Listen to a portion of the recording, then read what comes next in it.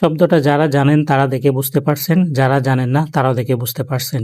এই শব্দের অর্থ, উচ্চারণ, ব্যাখ্যা শেখাবো। আসসালামু আলাইকুম, আশা করি সবাই ভালো আছেন। শব্দটা হচ্ছে রেভিনিউ। এর বাংলা অর্থ হচ্ছে রাজস্ব, আয়, উপার্জন। এই শব্দের ব্যাখ্যাটা দিচ্ছি আপনারা যাতে শব্দটা না বলেন। রেভিনিউ মানে হলো আয় বা উপার্জন।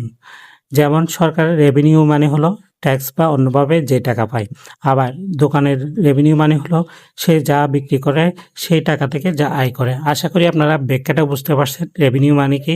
অনেকে এই শব্দটা অর্থ জানেন কিন্তু এই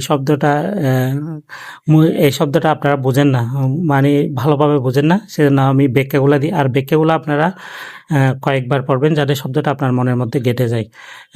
এরকম পরবর্তী ভিডিও যারা মিস না করেন, যারা ইউটিউবে দেখবেন অবশ্যই সাবস্ক্রাইব করবেন, আর যারা ফেসবুকে দেখবেন ফলো দিয়ে পাশে থাকবেন। সবাই ভালো থাকবেন, সুস্থ থাকবেন। পরবর্তী ভিডিওতে দেখা হবে। আল্লাহ হাফেজ, আসসালামু আলাইকুম।